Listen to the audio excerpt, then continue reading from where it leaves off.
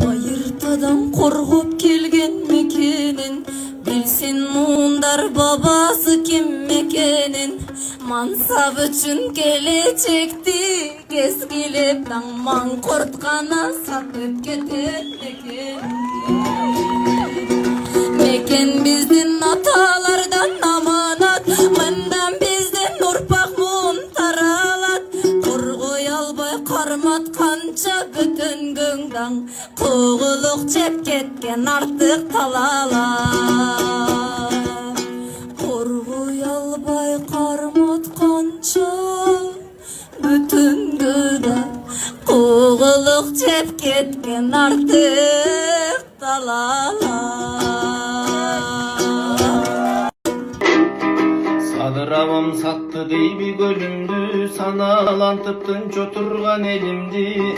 Сайрап берем бир президент жөнүндө, сатып качкан үзөңгү куш төрүмдү. Ата канат тайкем өлгөн огуңан, айткым келбейт сенин аты жөнүңдү. Тайнем байкуш сыздап каргап калды эле, таз башыңды жерден жансыз көрүүнү. Ал тарыхтың эсте ыйлайм кайрадан, аксың элим Бозбекте жайраган. Качканыңдан алаканын жайышып, катындардын баарың өл деп каргаган. Каргыш менен дал ошончо сендеги, кантип тирүү жүргөнүңө таң калам. Азыркыга жок деп айтар эр жүрөк, Азимбекте араңарда бар бала. Каргыш деген сөзсүз түрдө тиет дейт. Бирок бир гана койдун каргышы карышкырга өтпөйт экен. Анан элдин каргышы президентке өтпөйт экен. Кутмандуу күнүңүздөр менен түз эфирде жаңылыктар, аны мен Нурасан Бактыбеков тааныштырам. Президент Садыр Жапаров Чолпон Ата шаарында Түрк мамлекеттер уюмунун башкы катчысы Кубанычбек Өмүралиевди кабыл алды. Жолугушууда уюмга мүчө өлкөлөрдүн кызматташтыгын мындан ары чыңдоо маселеси талкууланды. Мамлекет башчысы экономикалык байланыштарды кеңейтүү, транспорттук инфраструктураны өнүктүрүү жана биргелешкен инвестициялык долбоорлорду ишке ашыруу маанилүү экенин белгиледи. Ошондой эле Түрк инвестициялык фондунун мүмкүнчүлүктөрүн активдүү пайдаланууга Кыргызстан кызыктар экенин билдирди. Мындан тышкары маданий гуманитардык жана социалдык экономикалык кызматташтыкты күчөтүүгө өзгөчө көңүл буруу зарылдыгы айтылды. Тараптар буга чейин жетишилген макулдашууларды ишке ашыруу. Ассаламу алейкум, жалпы кыргыз элим. Сиздерден жардам сурап кайрылып жатамын. 3 баланын жалгыз бой энесимин. Ортончу балам Умар 6 жашта, диагнозу ДЦП, врожденный паралич. Кайдыгер карабаган кыргыз элим. Уулум Умарга жардам бериңиздер. Балдарыңыздар оорубасын. Жараткан Аллах Таала өзүнөн башка эч кимге муктаж кылбасын суранамын. Уулум Умардын жок дегенде отуруп калышына жардам бериңиздер. Балам жок дегенде өзүнүн тамагын өзү ичкенге жардам бериңиздер, суранамын. Уулум Умарды таштабаңыздар.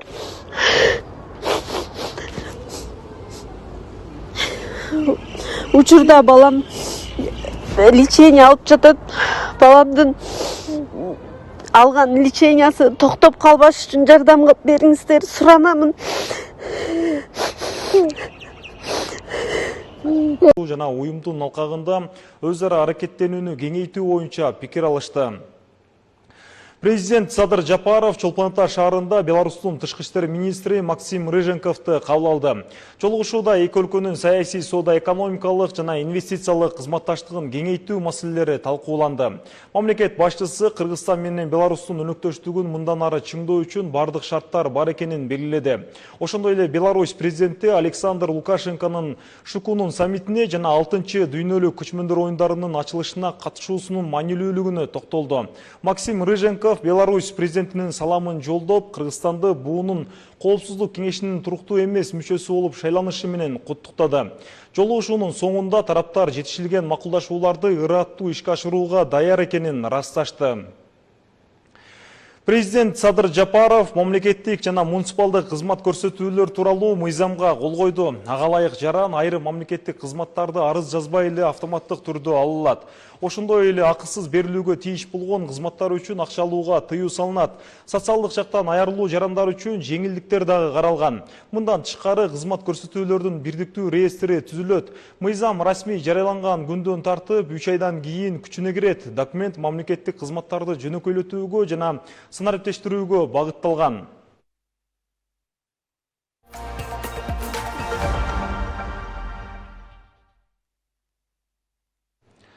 Кыргызстанда күйүүчү майлоочу материалдарды өндүрүү көлөмүн көбөйтүү пландалууда. Министрлер кабинетинин төрагасынын биринчи орун басары Данияр Амангелдиевдин айтымында кийинки жылы Жуунда мунайды кайра иштетүүчү заводунун реконструкциясы аяктап, ишкана жылына 800 000 тоннага чейин К5 стандартындагы бензин өндүрө баштайт. Ошондой эле Россия жана башка мамлекеттер менен түздөн-түз мунай жеткирүү боюнча келишимдер ишке ашырылат. Мындан сырткары Кыргыз нефтегаз жаңы заводу ички рынокты бензин менен камсыздоого салым кошот. Аталган ишкана К5 стандартындагы күйүүчү май өндүрөт. Заводду 2028 жылы ишке киргизүү пландалууда. Кыргызстанда өткөн суткада электр энергиясын керектөө 44,6 миллион киловатт саатты түздү. Бул көрсөткүч акыркы күндөргө салыштырмалуу керектөөнүн төмөндөгөнүн көрсөтөт. Энергетика министрлигинин маалыматында бүгүн өлкөнүн энергетика тутуму штаттык режимде иштеп жатат. Электр тармактарында ашыкча жүктөмдөр жана технологиялык бузулуулар катталган жок. Ошол эле учурда күз-кыш мезгилине даярдык уланууда. Анын алкагында электр тармактарынын объектилери план боюнча оңдолуп жатат. Бул даярдык кыш мезгилинде электр энергиясын үзгүлтүксүз берүүгө багытталган. Акыркы 6 айда ысык көлдөн 50 000 метрден ашык балык уулоочу тор чыгарылды. Бул көрсөткүч былтыр бир жыл ичинде чыгарылган торлордун көлөмүнөн ашты.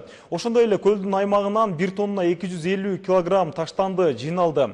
Алардын арасында унаа дөңгөлөктөрү, амортизаторлор, спорттук шаймандар жана башка тиричилик калдыктары бар. Адистердин маалыматына караганда, тазалоо иштеринин натыйжасында көлдөгү балыктын саны көбөйүп, көлөмү да өсө баштады. Көлдөн чыгарылган бардык таштандылар Бишкек шаарындагы таштанды өрттөөчү заводко жеткирилет. Ысык көлдү тазалоо мындан ары да улантылат. 2026 жылдын январ-май айларында Кыргызстанга 64 538 жеңил унаа импортталды. Алардын жалпы басы 527 миллиондон ашык долларды түзөт. Унаалардын басымдуу бөлүгү Кытай менен Түштүк Кореядан алып келинген. Ошондой эле өлкөдө дээрлик 11 000 жүк ташуучу унаа алып келинди. Бул багытта дагы негизги үлүш Түштүк Корея менен Кытайга туура келди. Улуттук статистика комитетинин маалыматына ылайык, быйылкы 5 айдагы жеңил унаа импорты өткөн жылдагы жалпы көлөмдүн дээрлик жарым.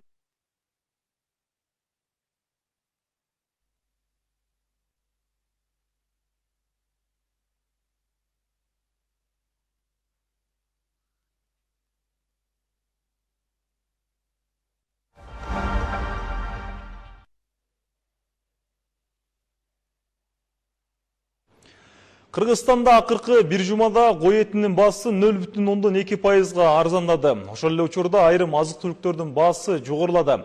Тактап айтканда пияз, сабиз, тоок жумурткасы, макарон, ун, тандыр нан, уй эти жана кумшекер кымбаттады. Бул маалымат Айыл чарба министрлигинин азык-түлүк баалары боюнча жүргүзгөн кезектеги мониторингинде аныкталды. Министрлик Кыргызстандагы бааларды Казакстан жана Россиядагы көрсөткүчтөр менен дагы салыштырды. Мониторингдин жыйынтыгында коңшу өлкөлөрдүн көзөмөл жүргүзүү улантылат. Жумгал районунда ипотекалык турак жайларды куруу үчүн жер тилкеси бөлүндү. Бул иштер президент Садыр Жапаровдун Нарын облусуна болгон иш сапарында берген тапшырмасынын негизинде аткарылууда. Президенттин Нарын облусундагы өкүлү Нурбек Сатаров курулуш пландалган аймак менен жеринен таанышты. Долбоор берилди. Бул аймакта ипотекалык үйлөр курулат. Долбоор калкты жеткиликтүү турак жай менен камсыздоону көздөйт. Мындай иштер облус аймагында этап менен улантылат. Ар бир кыргызстандык үйлүү болушу керек. Бул максатта мамлекет тарыхта алгачкы жолу өз күчү менен батирлерди куруп, аз пайызда калкка ипотекага берүүдө. Аталган иштер Талас шаарында да уланып, жакынкы күндөрү 319 батир өз ээлерине тапшырылганы турат. 100% даяр болгон үйлөрдүн шарттары кандай болуп жасалды? Аймактык кабарчыбыз жеринен тааныштырат. Караңыздарчы, кандай сонун көрүнүш жана кандай кооздук. Бул Талас шаары. Мына бул батирлердин бардыгын мамлекет куруп берди. Жакынкы күндөрү аталган үйлөр Талас областынын тургундарына ипотекалык жол менен берилет.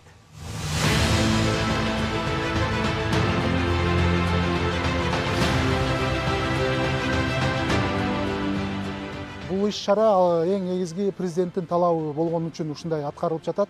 319 батирди биз 1 жыл 10 айдын ичинде бүттүк. Талап сапатын аябай катуу болгон. Жалпысынан 1,5 миң адамды иштеттик. Эсте кала тургандай бир жакшы шарттагы ар бир жараныбыз өзүн чет мамлекетте, өнүккөн мамлекеттердин катарында сезе тургандай кылып курганга аракет кылдык. Элдин батасын алыш биз үчүн бул эң чоң жетишкендик. Бул жер буга чейин жөн гана ээн жаткан аймак болсо, эми мындан ары тынчтык ордо турак жай комплекси болуп калды. Ипотекалык компания жашоочулардын ыңгайы үчүн бардык шарттарды камтыды. Эс алууга жашыл жайлар, отургучтар, фонтан, воркаут зона жана балдар ойноочу аянтчаларга чейин курулду. Коопсуздук үчүн тегерек четиде курчалды. Мындай шарттарды тургундар жактырып, жакындан көрүүгө кызыгышууда. Сөз жок. Мен айтып атам го, эштен киргенде эле как будто бир Американын бир шаарына киргенде болуп атам. Мындай кандай мени бир жерде стройка бүтүп, жаңы бүткөн эч бир эме сезилбейт да, берде как будто бир 15-20 жылдан бери турган шаардай көрүнүп атат. Биздин ажообузга аябай ыраазымын. Рахмат. Проектни ойлоп тапкан кишилерге миң мертебе рахмат. Киргенде эле, эшигинен киргенде эле аурасы аудан сонун экен. Шаркыраган фонтаны бар, сонун карагылачы. Эмне деген сонун керемет. Мен Бишкектен келгем, өзүм таластык болом. Ушул үйдү Инстаграмдан көрүп, атайын ушу Таласка тойго келип көрүп, мен алайын деген ниет кылып атам. Ажообузга рахмат, жүрөгүм ушунчалык кубанып атат. Мындагы 319 батирдин жарымы 2 бөлмөлүү, 30% 1 бөлмөлүү, калганы 3 бөлмөлүү болуп курулду. Таза суу, канализация, жылуулук сыяктуу шарттардын баары камтылды. Кыскасы, үйлөр даяр абалда берилет. Батир эси актайм, сырдайм деп ойлонбойт. Тургундарга ыңгайлуу болуу үчүн куруучулар жалаң, сапаттуу материалдарды колдонушкан. Эшик жөнүндө айта турган болсок, бул атайын сапаттуу эшикти заказ менен алып келдик, буйрутма менен. Межкомнатный иштер жөнүндө кеп айта турган болсок, мына өзүңөр көрсөңүздөр болот. Эшиктерибиз дагы сапаттуу. Айнектери 5 камералуу айнектер болду бул жерде. 75 мм болуп калды. Профилдери бул деген бүгүнкү күндө Кыргызстандагы эң алдыңкы айнектер десек болот. Пакеттер Жылуулук жагы бүт бардыгы бүгүнкү күндө аяктап, ушул абалда турасы өзүңөр көрүп атасыздар. Белгилей кетсек, аталган батирлер президент Садыр Жапаровдун колдоосу менен курулду. Бул күнгө чейин Талас областынын тарыхында мындай шарттагы заманбап үйлөр болгон эмес. Жана айта кетчү нерсе, мамлекет өз каражатына ушундай үйлөрдү дагы салган эмес. Андыктан бул Талас областынын тургундары үчүн түгүлчө бир чоң сүйүнүч жана кубаныч. Нурсултан Курманбеков, Кайнар Ормонов, ЛТР, Талас облусу. Мындан ары чет өлкөлүк инвесторлорго жер дароо эле 50 жылга ижарага берилбейт. Жер кодексинин жаңы редакциясына ылайык алгач 10 жылга берилип, алган милдеттемелерин так аткарса, анда 25 жылга узартылат. Эгерде инвестор чейрек кылымда пландаган иштерин аткара алса, ошондон кийин жердин ижара мөөнөтү 50 жылга белгиленет. Буга чейин чет өлкөлүк инвесторлорго жер берүү мөөнөтү 50 жылга чейин деп гана көрсөтүлгөн. Теманы кабарчыбыз улантат.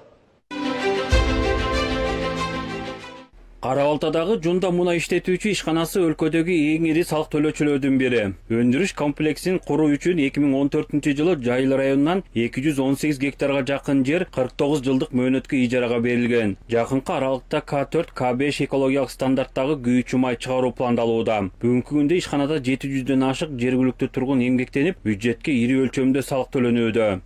Ижаранын суммасы жылына 4 миллион 372 миң сомду түзөт.